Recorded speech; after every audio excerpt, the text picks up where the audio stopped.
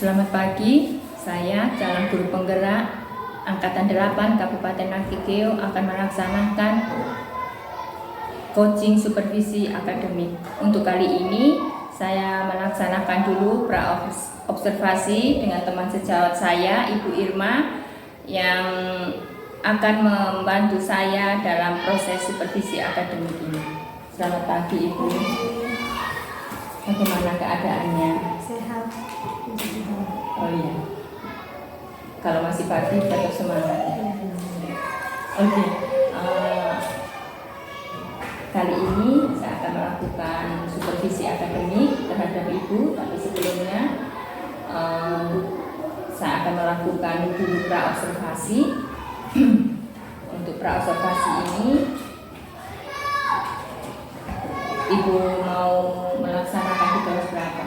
Di kelas 5. Oh, di kelas 5, iya. Ya, mata pelajaran agama iya. Dari kegiatan pra-observasi ini, tujuan pembelajaran yang akan Ibu lakukan seperti apa? Terima kasih atas kesempatan.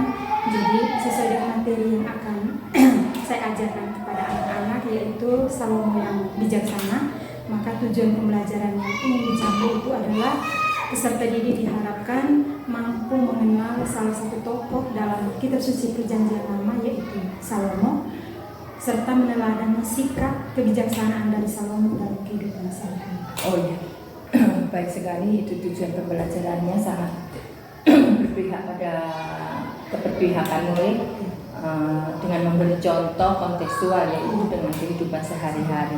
Ya, dari tujuan pengembangan itu, tujuan pembelajaran itu, area pengembangan seperti apa yang akan Ibu harapkan? Oke, jadi area pengembangan yang mau dicapai dari tujuan pembelajaran ini ada dua.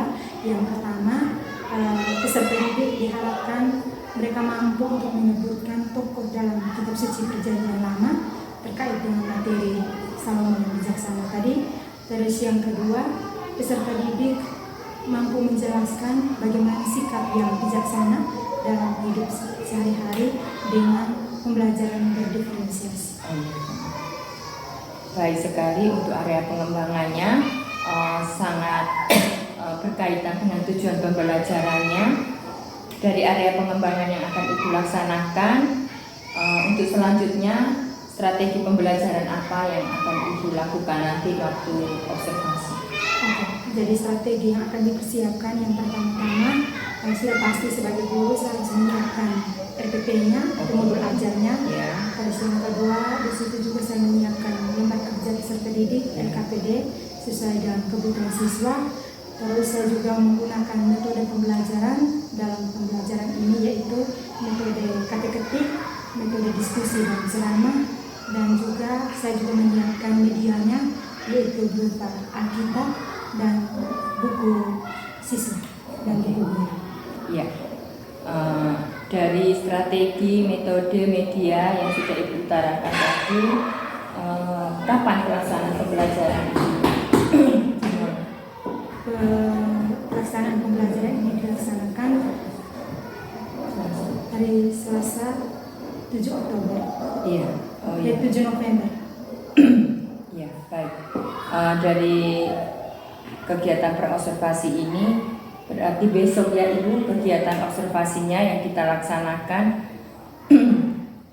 Dari percakapan ini, apa yang bisa Ibu dapatkan? Jadi baik. Jadi dari yang sudah disampaikan tadi, tujuan, area, strategi, dan ini mungkin hal-hal ini membantu saya untuk sungguh-sungguh menyiapkan sehingga saya bisa menyampaikan atau melaksanakan pembelajaran di hari esok itu dengan baik, sehingga pelajaran itu bisa tercapai dengan tujuan. Oh iya. Dari percakapan ini yang sudah Ibu utarakan tadi, mungkin ada lagi yang untuk kesiapan untuk besok.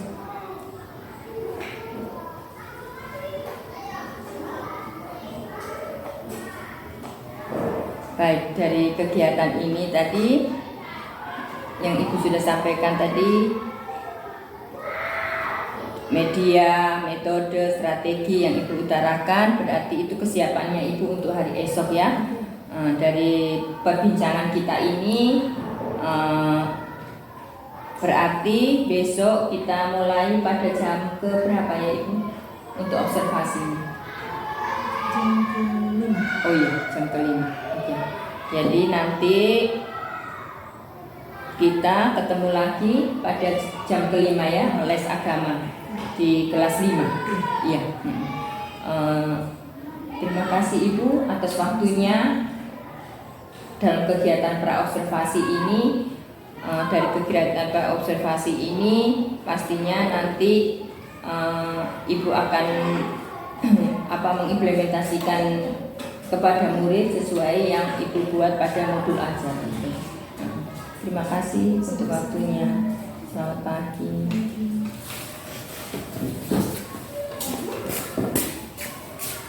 Buaya dan kera. Jadi mereka dua ini tinggal di pinggir sungai, tapi mereka dua itu bersahabat baik. Persahabatan mereka yang sangat dekat ini, jadi buaya ini ada istri. Istrinya ini sementara mengandung, sementara hamil, sementara bunting. Jadi karena saya harus mengambil jantungmu untuk diberikan kepada istri saya, karena satu istri itu dia ingin makan jantung kera, dan itu dia mau jantung dari sahabat saya, itu kamu. Terus kera juga tidak bilang akal. Dia bilang bagaimana? Oh boleh, tentu saja boleh. Tapi kami bangsa kera itu, kalau kami mau pergi jalan-jalan, itu kami mau jantung itu gantung di pohon. Jadi kami tidak bawa sama. Jadi kau harus bawa pulang saya ke pinggir kali, supaya saya bisa ambil sapi jantung, saya kasih di kau. Masa akal akhirnya buaya bilang, oh baik sudah. Mereka putar balik. Dia bawa lagi monyet tadi kera itu, dibawa pulang ke pinggir kali. Jadi sampai di pinggir kali sana, monyet lompat. Dia di dalam air, monyet di atas pohon. Dadah, selamat tinggal. Jadi itu cara kera menipu seorang penipu. Kera menipu seorang penipu. Akhirnya otak kera itu juga berputar cepat sekali. Mau tipu saya, tak akan tipu kau balik. Jadi itu akhirnya apa niat dia untuk bunuh kera itu tidak terjadi, karena dia ditipu balik oleh sahabatnya sendiri. Baik, dari cerita kera tadi, tokoh mana yang menurut kamu atau yang kamu sukai? Tokoh mana yang kamu senang dari cerita tadi? Monyet kah? Kera kah? Tokoh mana? Fanti bilang? Kenapa Fanti suka dengan kera? Karena harus bisa memberikan alasan kenapa Fanti suka dengan kera. Karena ayo sambil Fanti berpikir, satu lagi, tokoh mana? Kalista, tokoh mana yang kamu sukai? Kenapa? Karena dia balik menipu. Karena dia menipu balik penipu. Itu artinya dia Pikir. Coba Fanti, kenapa kau suka dengan tokoh kera tadi? Oke, Alvis, tokoh siapa yang kamu tidak suka dalam cerita tadi? Yang kamu tidak suka? Karena? Dia membunuh kera. Karena dia mau bunuh kera sahabatnya. Jadi itu, ini ada tokoh yang kamu sukai, ada tokoh yang kamu tidak sukai. Jadi dalam cerita tadi ada dua tokoh dalam kisah tadi, yang satunya punya niat jahat, tapi yang satunya juga dia tidak kalah cerdasnya. Orang mau menjahati saya juga harus bisa berpikir supaya saya bisa menyelamatkan diri saya. Meskipun itu dikatakan dosa menipu, tapi dia harus bisa menyelamatkan diri. Jadi tokoh yang kamu tidak suka menipu balik buaya. Baik, jadi ini cerita ini itu mau menghantar kita untuk belajar tentang ini. Kisah tentang Salomo yang bijaksana. Sekarang kita buka teks kitab suci. Teks kitab suci 1 Raja-Raja Sudah Bu? bab 3. Sudah Bu? 1 Raja-Raja bab 3 ayat 1 sampai 15. Satu raja-raja dalam 2 kelompok untuk mendalami 2 teks ini.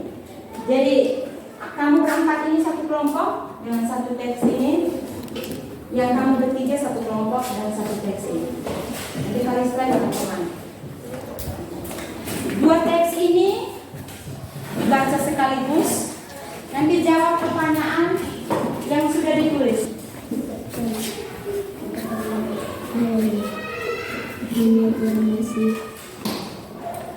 Masih mempersembahkan korban sembilan dan melakukan di depan bukit pengorbanan.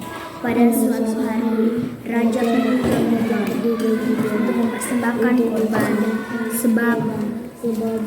sebab besar 1000 korban bakaran dipersembahkan Salomo di atas mezbah itu.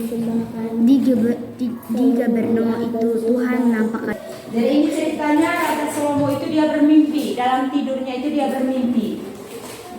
Terus dalam mimpinya itu Tuhan datang kepada dia, Tuhan bilang, apa yang kau minta daripada Tuhan? Apa yang Raja Salomo minta? Ayo Panti.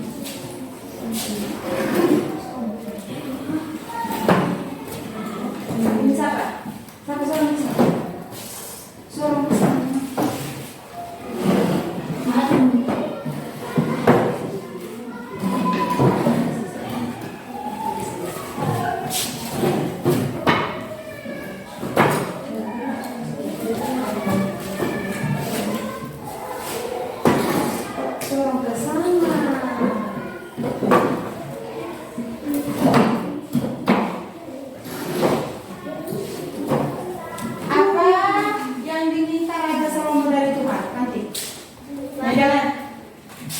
Maka berikanlah kepada hambamu ini hati yang paham menimbang perkara untuk menghakimi umatmu dengan dapat membedakan antara yang baik dan yang jahat. Sebab siapakah yang sanggup menghakimi umatmu yang sangat besar ini? Ayat berapa itu? Ada di ayat berapa?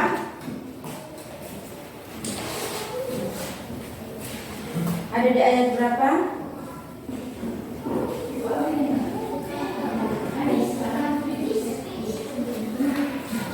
Ayat 9. Ada yang punya jawaban lain? Oke, Kalista. Apa yang diminta Raja Salomo dari Tuhan? Raja Salomo minta padanya hati yang penuh hikmat. Iya, Raja Salomo yang meminta daripada Tuhan itu diberikan hati yang penuh hikmat. Ada yang lain? Baik, Kalista dan Fanti ini sudah mewakili kelompok. Jadi Fanti tadi menjawab dalam teks kitab suci itu ada di ayat 9. Maka berikan kepada hambamu ini hati yang paham menimbang perkara untuk menghakimi umatmu dengan dapat membedakan antara yang baik dan yang jahat. Sebab siapa yang sanggup menghakimi umatmu yang sangat besar ini? Terus Kalista menjawab bahwa Salomo meminta dari Tuhan itu diberikan hati yang penuh hikmat. Jadi dua-dua jawabannya itu benar, bahwa dalam mimpinya itu Salomo meminta kepada Tuhan bahwa diberikan hati yang penuh hikmat supaya dia bisa membedakan yang baik dan yang jahat. Yang baik dan yang jahat untuk memutuskan perkara-perkara manusia yang ada di bumi. Dan sebagai seorang raja dia tidak minta apa-apa. Dia hanya minta diberikan hati yang penuh hikmat. Pertanyaan berikut, apa janji Tuhan kepada Salomo? Apa janji Tuhan kepada Salomo? Tila? Baca ini. Apa janji Tuhan kepada Salomo? Lalu terjagalah Salomo bertanya. Ternyata ia bermimpi sekembalinya ke Yerusalem. Berdirilah ia ke hadapan tabur perjanjian Tuhan, dipersembahkannya korban-korban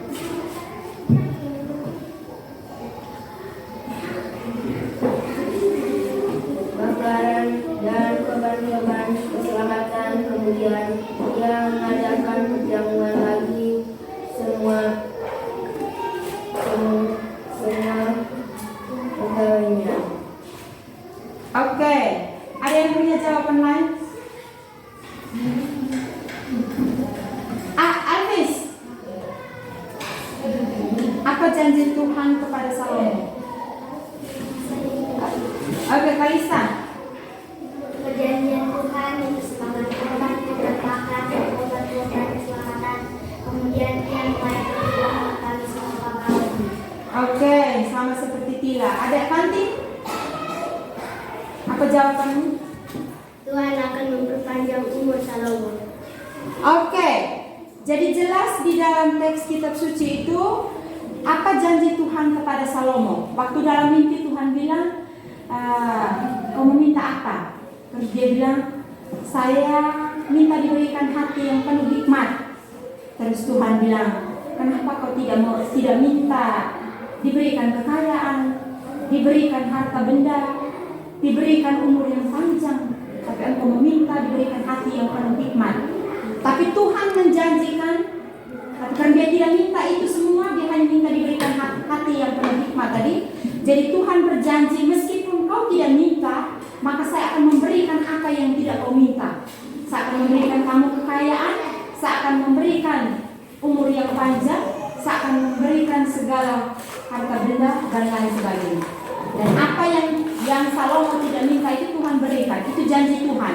Tuhan akan memberikan apa yang tidak kamu minta. Kekayaan, umur yang panjang dan lain sebagainya. Jadi itu janji Tuhan. Pertanyaan berikut, bagaimana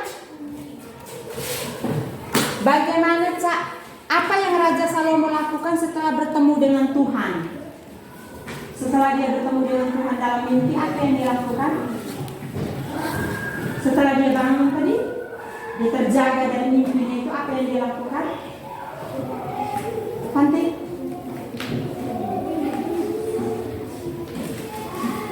Setelah dia bangun dari mimpinya, dia terjaga dari mimpinya, ya Fanti?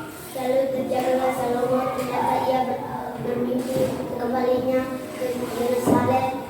Berdirilah ia di hadapan tabut perjanjian Tuhan, dipersembahkannya korban-korban bakaran dan korban-korban keselamatan. Kemudian ia mengadakan perjamuan bagi semua pegawainya. Oke, jadi itu. Setelah dia terjaga dari tidurnya, dia bangun, dia pulang ke Yerusalem, dia persembahkan korban bakaran di depan tabut perjanjian Tuhan, dan semuanya itu dia rayakan, segala rasa syukurnya itu dia rayakan bersama dengan para pegawainya. Dia rayakan bersama dengan para pegawainya. Dia merayakan rasa syukur atas jawaban Tuhan dalam mimpinya itu, bahwa Tuhan akan memberikan dia hikmat dan lain sebagainya. Tapi meskipun dia tidak meminta apa yang seharusnya dia minta, tapi Tuhan berjanji akan memberikan semuanya itu kepada Salomo. Pertanyaan berikut. Nah, teks yang kedua, kamu sudah baca. Bagaimana itu tentang bagaimana Raja Salomo ini contoh Raja Salomo bertindak bijaksana, itu dia memecahkan sebuah perkara yang terjadi saat itu. Bagaimana cara Raja Salomo menentukan ibu yang sesungguhnya dari bayi yang hidup tersebut? Ayo, lihat yang kamu sudah pernah kerja, sudah pernah selesaikan. Bagaimana cara Raja Salomo dia bisa membedakan atau menentukan, oh ini bayi ibu ini bukan bayi dari ibu ini.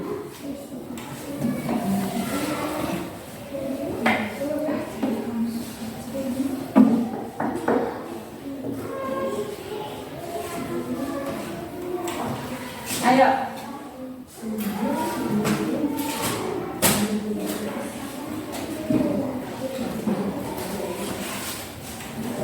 Bagaimana caranya? Apa yang dilakukan Raja Salomo?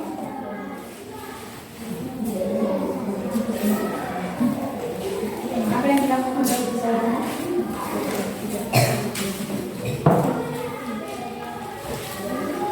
Apa yang dilakukan Raja Salomo? Supaya dia bisa menentukan, oh ini ibu dari bayi yang ini, ibu dari bayi yang ini. Baca, coba lihat di ayat yang mana.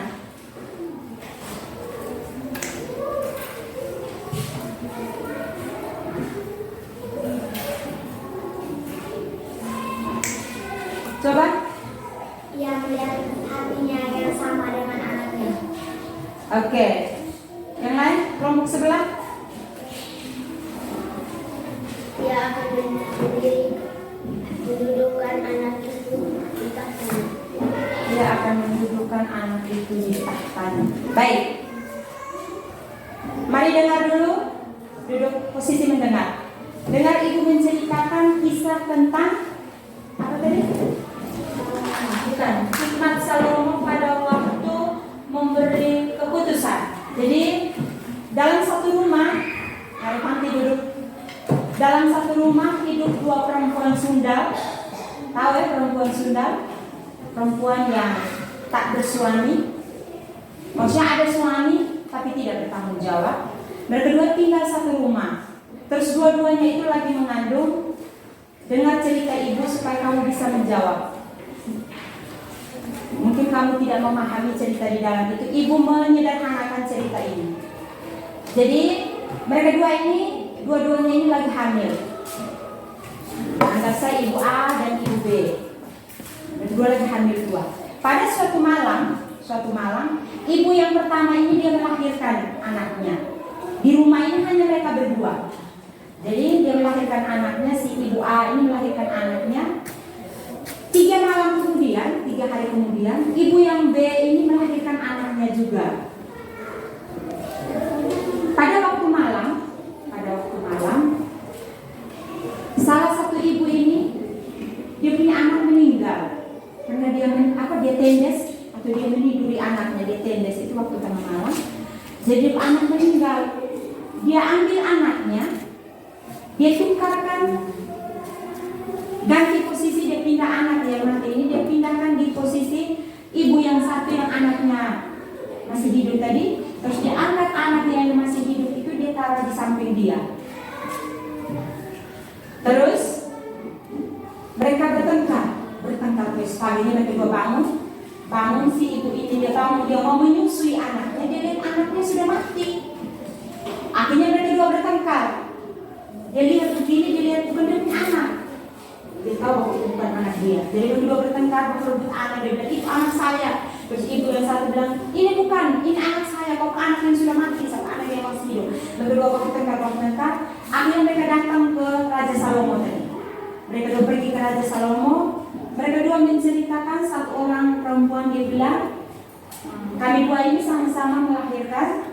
Terus pada saat kami melahirkan itu tidak ada siapa-siapa di rumah, hanya kami dua sendiri. Jadi pada tengah malam ini ibu ini salah satu ibu ini dia meniduri anaknya, terus anaknya meninggal. Dia kasih pisah anaknya di ibu yang sebelah, terus anak yang ibu sebelah yang masih hidup dia kasih pindah sebelah. Di depan raja itu berdua bertengkar. Bilang bukan, itu anak saya yang masih hidup. Terus ibu yang satu bilang anak saya yang masih hidup, kok anak yang sudah mati. Ibu yang satu bilang bukan, satu anak yang masih hidup, kok anak yang sudah mati. Raja pusing mendengar pertengkaran mereka dua, hanya dengan bilang itu anak saya ya, yang masih hidup anak saya, yang sudah mati bukan anak saya. Terus satu bilang bukan, yang masih hidup itu, yang sudah mati bukan anak saya, yang masih hidup itu anak saya. Jadi raja bilang begini, raja berpikir bagaimana caranya supaya dia bisa memutuskan siapa yang punya anak yang masih hidup, ibu mana yang punya anak yang masih hidup, ibu mana yang sesungguhnya yang ibu anak itu yang masih hidup. Raja suruh dia punya hamba-hamba, dia bilang ambil pedang, kamu penggal anak ini, anak yang masih hidup ini dipenggal dibagi dua, yang sebelah diberikan kepada ibu yang anaknya masih hidup, yang sebelah diberikan kepada ibu yang anaknya sudah meninggal. Terus ketika mendengar raja suruh dia punya ini pengawal tadi ambil ini pedang, seorang ibu yang dengan penuh berbelas kasih dia bilang, ampun Tuhan, biarkan anak itu tetap hidup dan berikan kepada perempuan ini. Dia bilang ampun Tuhan, biarkan anak itu tetap hidup dan berikan kepada perempuan itu. Terus perempuan yang satu dia pada pendirian, dia bilang Tuhan penggal saja supaya adil, supaya kami tidak memiliki dia. Sama-sama kami tidak memiliki anak itu, supaya sama-sama kami dengan anak itu mati. Dari jawaban mereka, dari reaksi mereka itu raja tahu, oh mana ibu yang sesungguhnya. Oke, ibu yang sesungguhnya yang mana? A. Yang Ibu yang A. ibu yang dia bilang apa? Ibu yang dia bilang apa? Maka perempuan yang punya anak itu berkata kepada raja sedang. Jawab yang ibu omong tadi. Dia bilang penggal atau dia bilang jangan? Jangan. Hah? Jangan. Jangan apa? Jangan tinggal. Jangan apa? Jangan bunuh. Hah? Jangan bunuh. Jadi dari reaksi mereka itu raja tahu bahwa oh mana ibu yang sesungguhnya, ibu yang penuh belas kasih. Ampun Tuhan, jangan bunuh anak ini, biarkan dia tetap hidup, berikan kepada perempuan itu, biar dia yang merawat. Seorang ibu dia tidak mungkin tega membunuh anaknya. Tapi kalau ibu yang dia tidak punya, dia tahu bahwa itu bukan dia anak, dia bilang bunuh saja, penggal saja supaya adil. Jadi dari reaksi mereka itu raja tahu bahwa mana ibu yang anaknya masih hidup.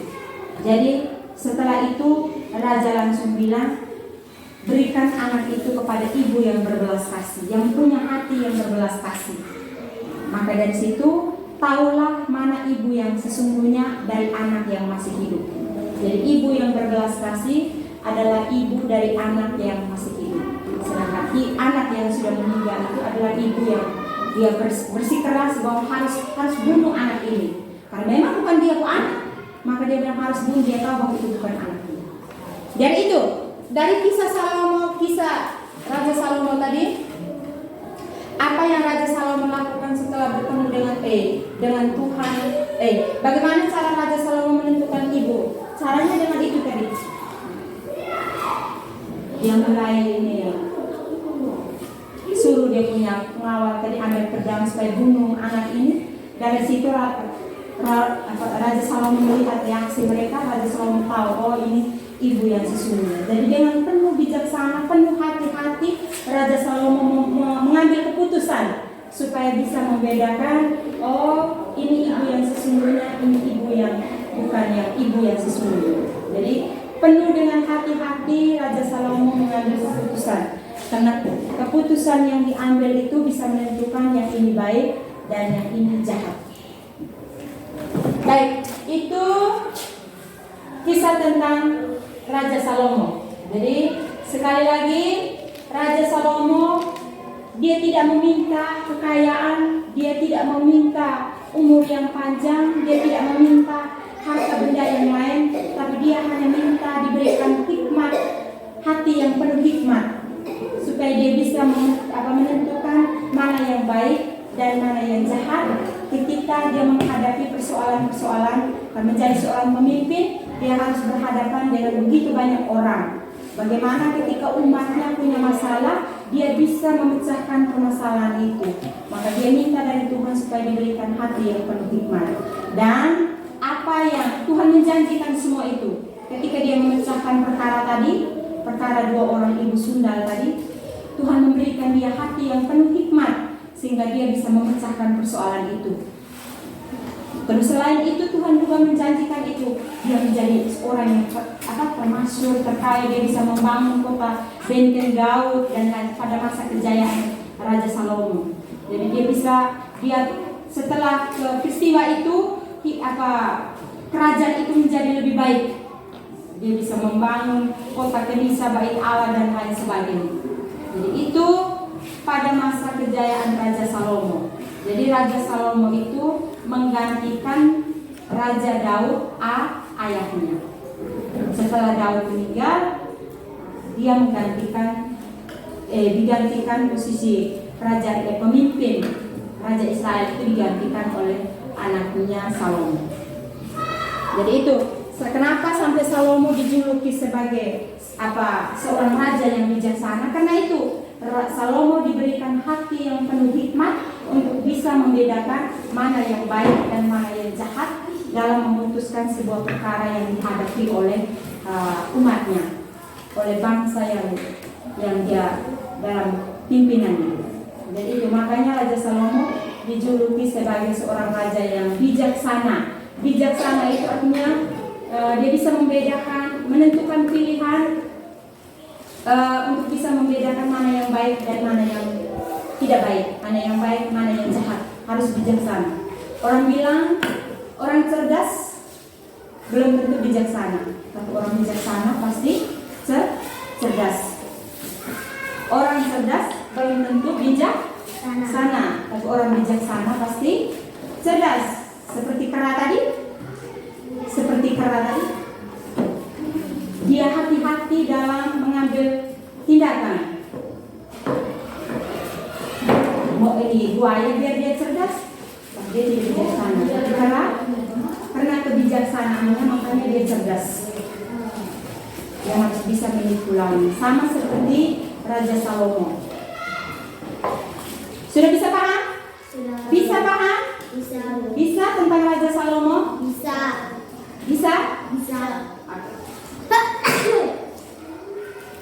Jadi nanti ibu kasih kamu catatan. Silakan kamu ringkas sedikit saja untuk jadi pegangan kamu supaya bisa belajar.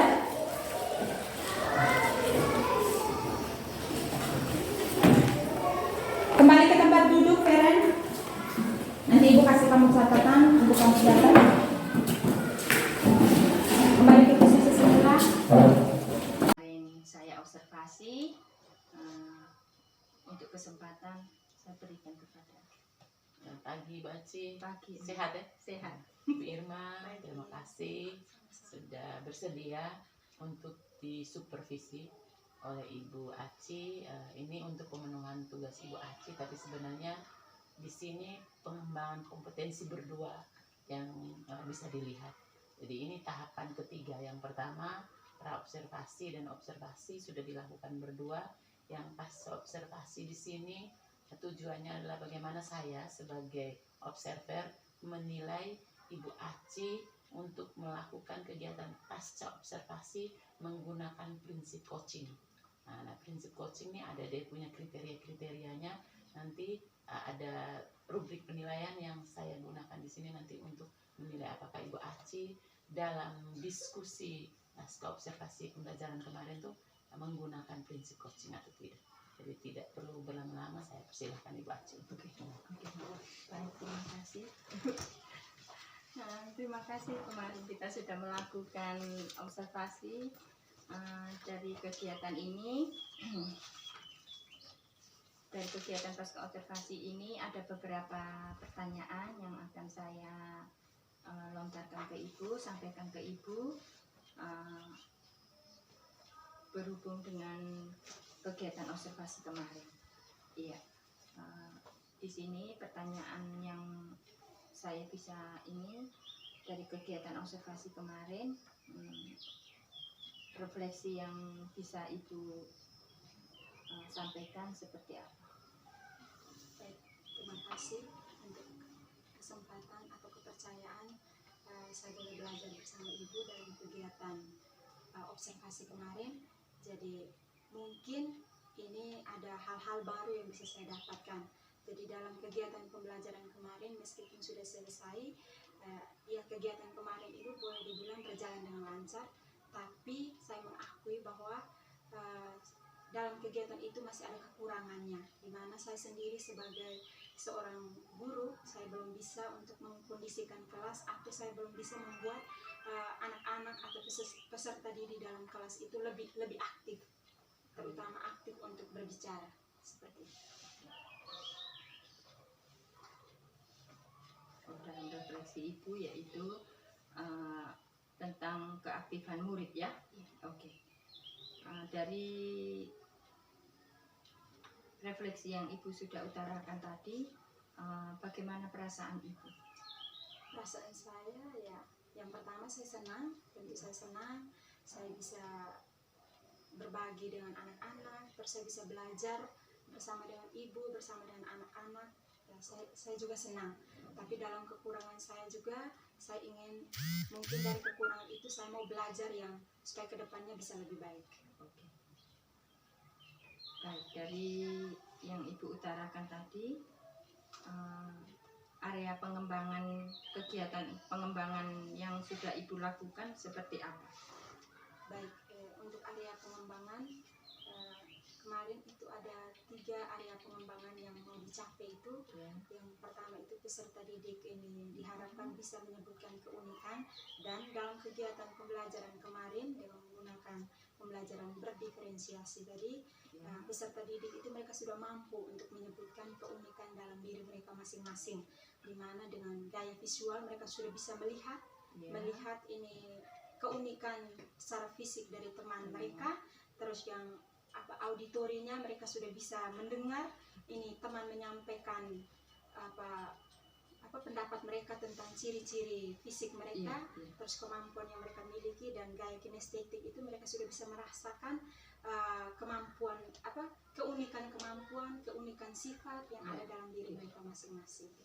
Baik, Ibu tadi sudah sampaikan kegiatan pengembangan yang Ibu sudah lakukan, yang kemarin juga saya sudah amati. Menurut Ibu, apakah area pengembangan yang Ibu sudah lakukan itu sudah berhasil atau belum? Oke, dari ketiga area pengembangan yang mau dicapai itu, ada yang sudah tercapai. Yang tercapai itu mereka sudah bisa mampu untuk menyebutkan keunikan, terus tapi ada yang belum tercapai, di mana itu tadi mereka belum terlalu aktif. Jadi saya harus terus untuk menuntun mereka bagaimana caranya sehingga dalam pembelajaran berikut itu mereka harus lebih aktif.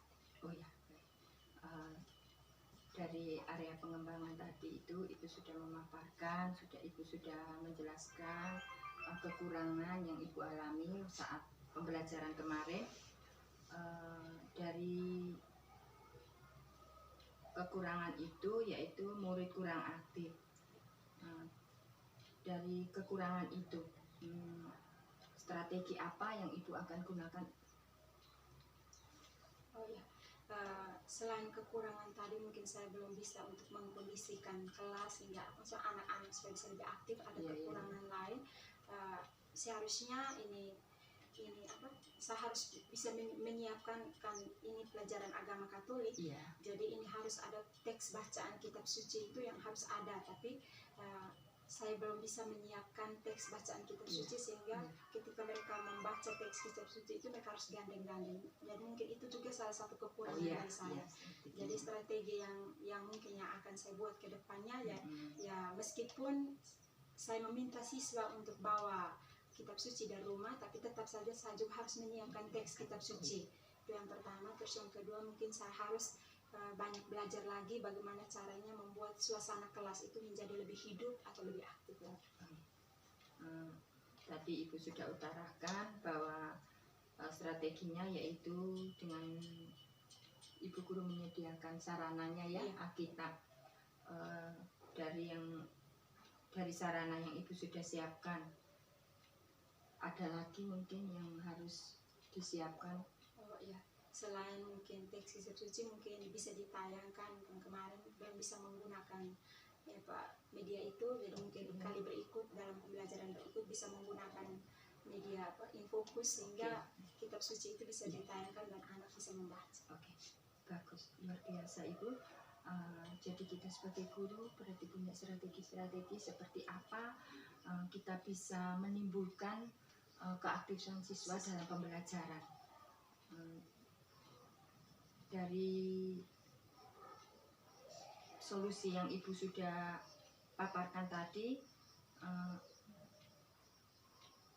untuk komitmen ke depannya seperti apa? Untuk komitmen ke depannya, jadi mungkin dalam perjalanan ini siswa akan terus dibimbing, siswa akan terus dilatih sehingga mereka lebih aktif lagi untuk mendampingi mereka supaya mereka bisa aktif untuk berbicara, tidak diam. Ketika ditanya mereka harus jawab, jangan diam, seperti itu. Terus mungkin dalam pembelajaran berikutnya, dalam pertemuan berikutnya mungkin bisa dibuat lagi dengan strategi yang lebih baru atau yang lebih baik, sehingga kita bisa melihat atau saya bisa melihat bagaimana apakah dari keaktifan siswa itu dari yang kemarin dengan yang akan terjadi di pertemuan berikut itu apakah lebih baik atau tidak? Oh ya, baik sekali, berarti strateginya harus lebih banyak lagi ya. Kita sebagai guru itu mempunyai metodenya, model pembelajarannya, kita harus bisa menerapkan di pembelajaran seperti itu. Itu tapi yang pengamatan kemarin juga bagus, luar biasa sekali yang Ibu sudah lakukan dengan pembelajaran di kelas kemarin. Dari komitmen yang Ibu sudah buat, siapa saja yang akan mendukung komitmen Ibu itu? Oke, jadi harapan saya yang bisa mendukung saya untuk supaya komitmen saya itu bisa berjalan dengan baik itu, saya mengharapkan teman-teman sejawat, Bapak Kepala Sekolah sebagai pimpinan di lembaga ini, terus dari anak-anak didik, peserta didik, dan juga dari orang tua, dukungan dari orang tua, mungkin supaya kedepannya pembelajaran itu bisa lebih baik lagi. Mantap sekali Ibu untuk dukungannya itu, teman sejawat, kepala sekolah, murid, dan orang tua. Orang tua itu sangat mendukung sekali pembelajaran kita di sekolah, apalagi teman sejawat. Itu kita karena setiap hari toh kita ketemu kita ada keluhan, kita curhatnya ke teman sejawat. Baik. Dari komitmen itu tadi, kapan waktu prosesnya komitmen itu, proses pengembangan itu dilakukan? Oke, dalam perencanaan, jadi saya mau supaya komitmen proses pengembangan ini bisa dijalankan di pertemuan berikutnya, mungkin di minggu depan. Oke. Di minggu depan.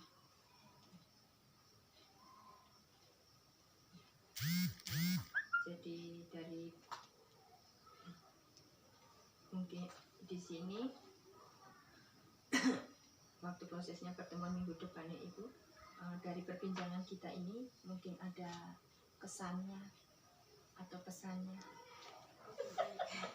Kesannya atau ya yang saya alami atau yang saya rasakan, ya saya juga belajar banyak dari Ibu Aci tentang bagaimana pembelajaran berdiferensiasi. Jadi sebelum saya tampil juga, saya juga sempat baca-baca, cari-cari di YouTube, di internet tentang pembelajaran berdiferensiasi itu yang seperti apa. Jadi sehingga saya bisa menerapkan dalam proses pembelajarannya, meskipun belum sempurna, tapi saya sudah berusaha untuk menerapkan proses pembelajaran berdiferensiasi itu yang ternyata yang seperti ini. Jadi saya terima kasih banyak untuk Ibu Aci yang sudah memberikan kesempatan.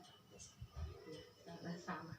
Iya, itu pembelajaran berdiferensiasi, tetapi kemarin Ibu sudah lakukan juga pembelajaran sosial emosionalnya tuh, dan mengajak anak berdoa seperti itu. Terus dalam kegiatan diskusi anak mengungkapkan, itu berarti mereka sudah melaksanakan keterampilan berelasi seperti itu. Yang Ibu lakukan kemarin, observasi itu sudah di situ sudah ada pembelajaran berdiferensiasinya, sosial emosionalnya. Mungkin nanti di lain kesempatan kita bisa menggunakan itu ke pembelajaran selanjutnya. Memang ini hal baru ya bagi Ibu ya, dan tapi Ibu sudah luar biasa, sudah bisa menerapkan pembelajaran di kelas. Dari kegiatan pasca observasi ini yang Ibu sampaikan, saya sangat puas. Untuk kedepannya kita bergandengan tangan untuk memajukan pendidikan di lembaga ini. Terima kasih. Sama-sama. Terima kasih Ibu berdua, Ibu Aci dan Ibu Irma yang sudah melakukan diskusi. Dan diskusi tadi saya melihat bahwa Ibu Aci sudah menggunakan prinsip coaching. Nah, dalam prinsip coaching ini ada sekitar 8 kriteria dengan 3 prinsipnya tuh. Yang pertama kemitraan.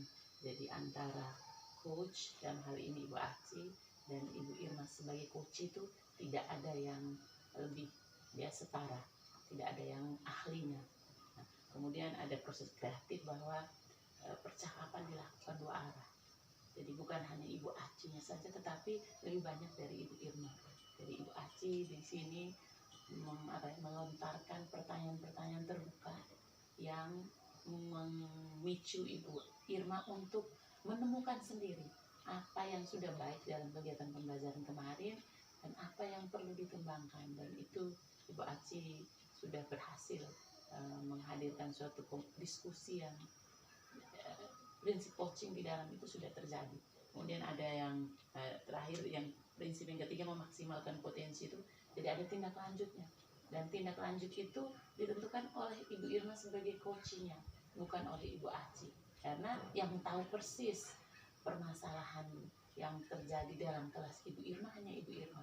Jadi Ibu Aci kemarin hanya mengamati, dan Ibu Aci sudah belajar tentang prinsip coaching, sudah belajar tentang bagaimana menghadirkan pembelajaran yang berdiferensiasi sehingga dia bisa memberikan masukan. Tadi terakhir di akhir tadi ada muncul Ibu Aci bagaimana bahwa Ibu Aci bilang sudah mulai menerapkan KSE tadi, kompetensi sosial emosional tadi sudah mulai adanya.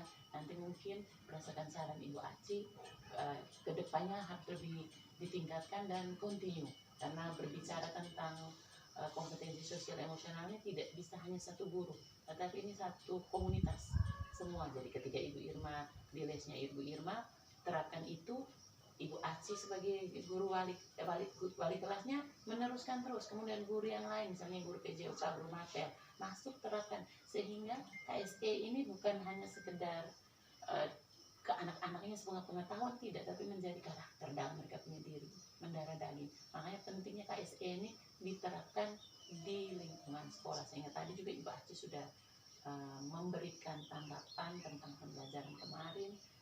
Jadi saya merasa bahwa hari ini luar biasa berdua sudah melaksanakan. Terima kasih banyak untuk Ibu Irma yang sudah Mbak Aci. Iya. Hebat, terima kasih. Terima kasih. Ini tadi kegiatan kami pasca observasi yang saya sudah lakukan dengan teman sejawat saya dan Mama pendamping, Mama Reni. Demikian kegiatan pasca observasi ini.